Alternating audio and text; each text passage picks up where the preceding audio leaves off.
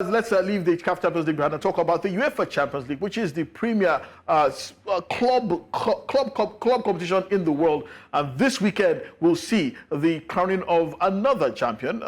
Real Madrid will be up against Borussia Dortmund in Wembley Stadium. It's a great game to look forward to. Real Madrid are serial winners of this competition, but Borussia Dortmund have also won it before. I mean, just once, but against all odds, they made it to the final this year. Not too many people are giving them a chance. Would it be Real Madrid adding to their multiple titles, or will it be Borussia Dortmund winning just their second title? Well, joining us from Valencia in Spain is Stan Kamaliev. He's a sports journalist with Espera, Hermano. He also runs his own podcast at Espera, Hermano. Thank you so much, Stan the man, like I like to call him, for joining us tonight on Game On. Promises to be a great game, this one. It's Borussia Dortmund against Real Madrid, the underdogs against the Galacticos, the superpowers of European football. It's well set up for possible upsets, you think? Good evening, gentlemen. Well, I would say that it is set up for an upset, but you have Real Madrid to deal with. And when Real Madrid is on the cards, it's hard to go against them in this competition. You know, they're the kings of the Champions League. They're going for their 15th title. I mean, if you add up all the titles won by English clubs, you're not even getting to 14. So imagine the feat that the Spanish Giants are coming up. And, you know, they're the favorites. They're the huge favorites ahead of this game. They have the know-how. You know, it's going to be the last hooray for Toni Kroos, possibly one of the best midfielders of this generation. So there's a special occasion to play for as well. But let's not, count Borussia Dortmund out, because, as you said, they deservedly got to this stage. They've dealt with the group of death. Let's not forget they were, with PSG, with the likes of Newcastle, Milan, and they were first in their group to come out. Then they dealt with the likes of Atletico Madrid and PSG on the way to the final. So they're not without their merit in this competition. And I just hope that it's going to be a great football match and that it's going to leave this football season on a high. Well, when talking about Real Madrid, you look at them, it's a team that is replete with some of the finest players in the world. And it is going to get better with the addition of Kylian Mbappe next season. But you look at the coach, Don Carlo Ancelotti, who's won multiple titles with several clubs as well. You look at Vini Jr., who some have said arguably has been one of the best players in Europe, probably the best player in Europe. But you also have to talk about Jude Bellingham. The Englishman has been a breath of fresh air, playing a much more different, more advanced role, and has just been voted the Spanish Player of the Year. It's very difficult to bet against them, you think?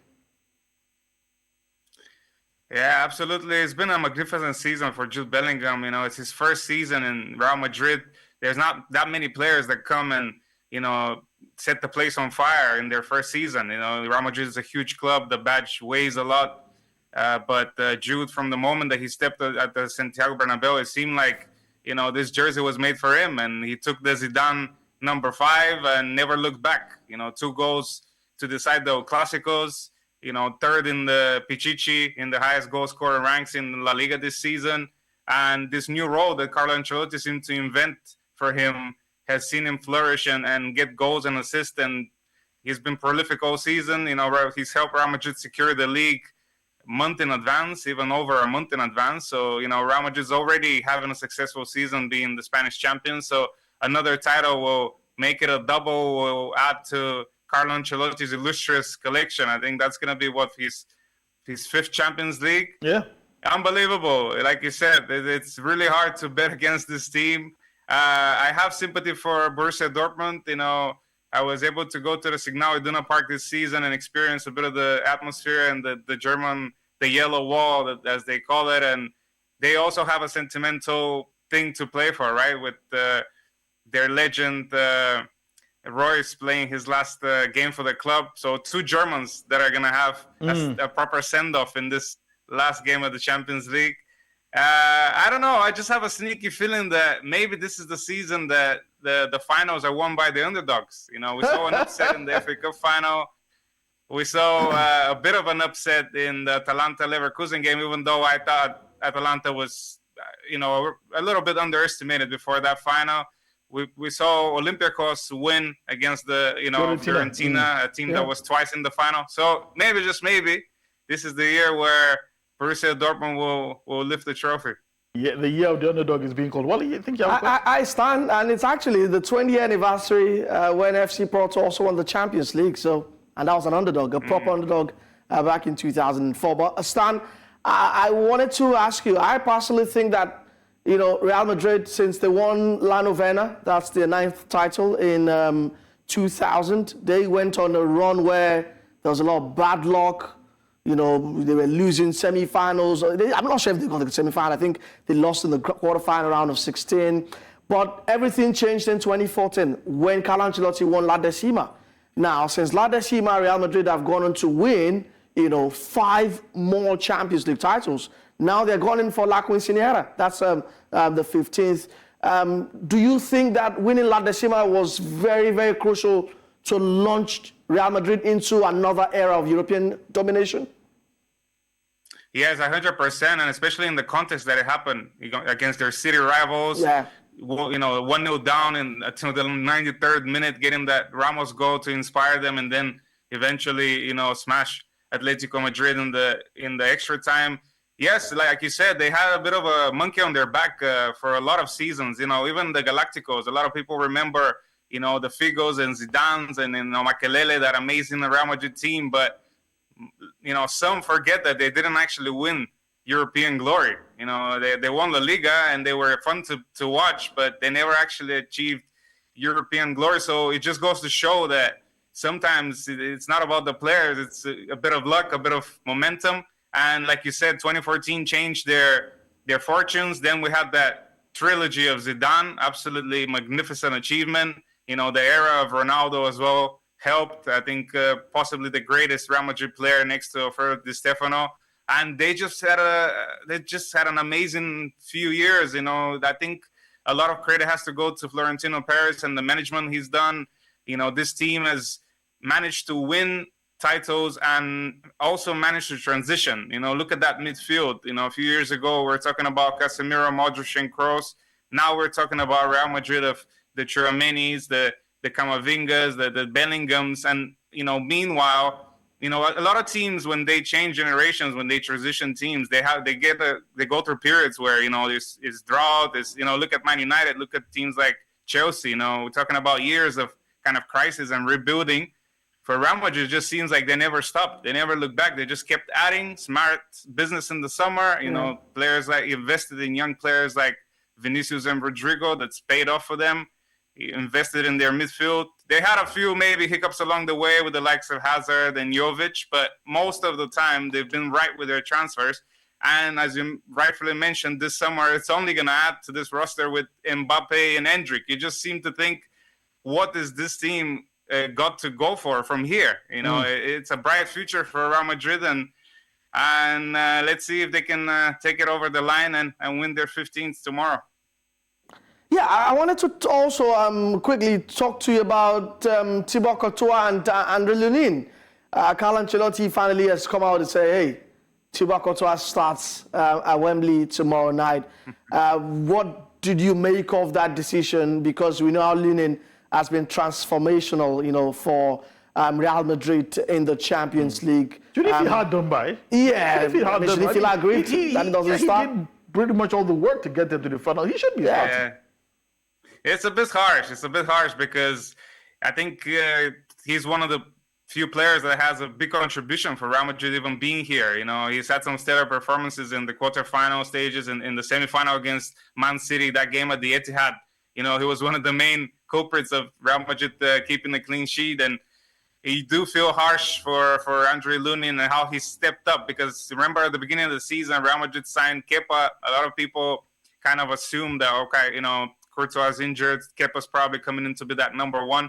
But Lunin's really worked for his position. He's been on loan for a few seasons before that as well. He stayed at the club, not looking for a transfer out. He's proven himself, and he's had an absolutely brilliant season. But to be honest, I do understand where Ancelotti is coming from. Courtois is an absolute beast in goal. Remember last final that Real Madrid was involved in against Liverpool? He was the MVP of the match. Please, he was man of the match. Remind me. Do not remind me. He made 8 saves in that game. Forget about Vinicius scoring the goal. It was all about Courtois just pulling out wordies against Liverpool. So I do think that you have to go with the experience setting goal. But let me tell you, if something happens, if a defensive mistake, if a goalkeeping mistake happens in that final, we know what all the talk is going to be about after the final whistle. Yeah, but before everybody accuses of being Madridistas, we also have to talk about Borussia Dortmund, a team that didn't even finish in the top 3 in the Bundesliga. Nobody gave them a chance of getting this far. They navigated some really tough opposition, but against all odds, they are in the final and are definitely in with a shout of possibly upsetting Real Madrid. And what in your opinion, what has been the strength of this this particular Borussia Dortmund team? They don't have any standout players. They don't have the Haalands. Well, maybe Sancho to a lesser extent. But it seems as if the whole is much greater than any particular individual. Or it could be that they're just relying on the sheer, tactical brilliance of their coach.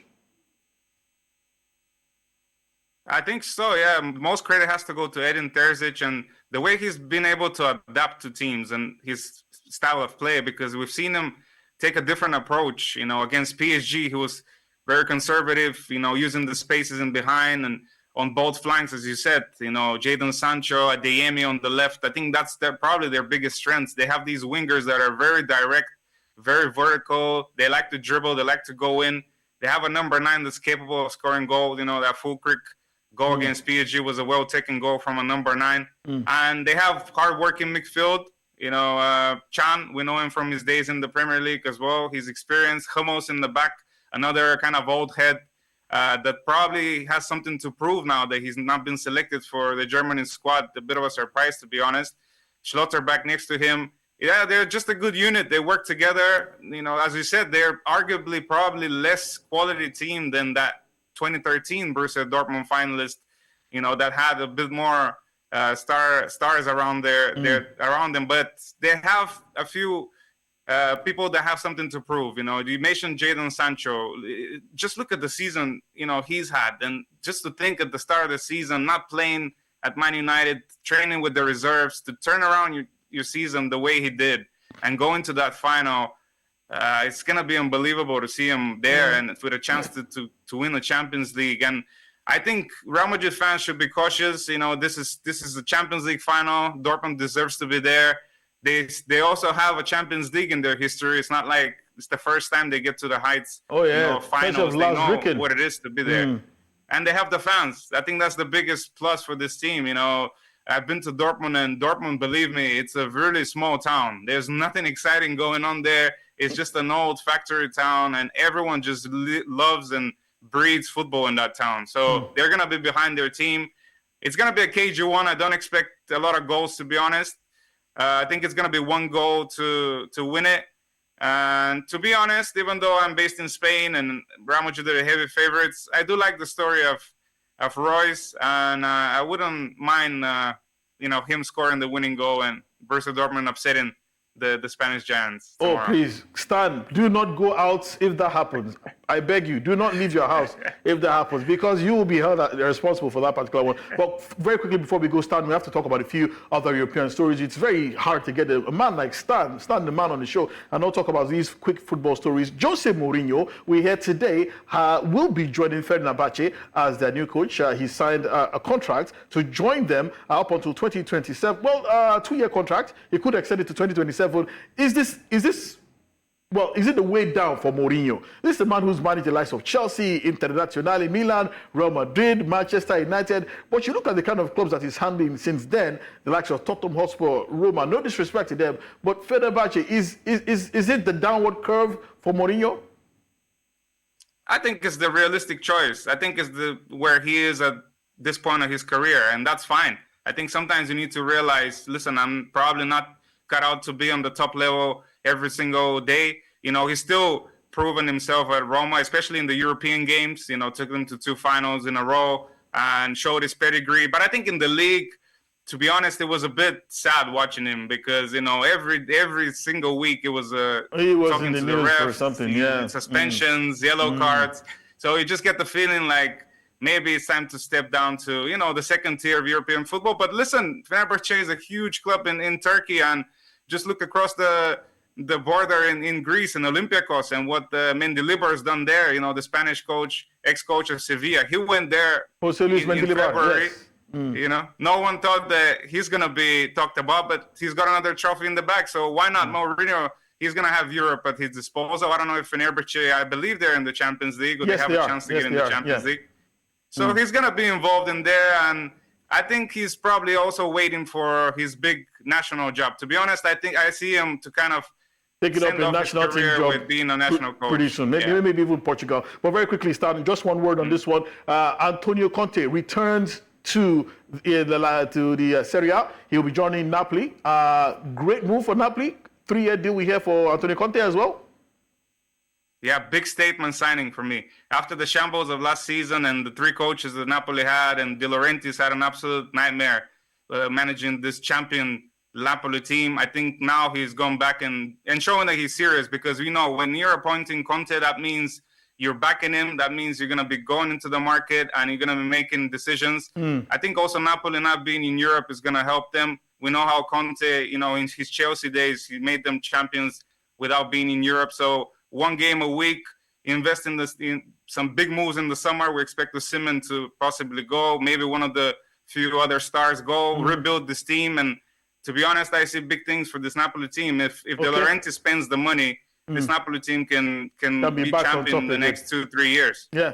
We've been speaking to Stan Kamaliev, our good friend, all the way from Valencia, Spain. Thank you so much, Stan. It's been a pleasure listening to your take on the UEFA Champions League Final and also on European football. Thank you so much, Stan. Thank you, guys. A pleasure to have you. And let's enjoy a beautiful final tomorrow.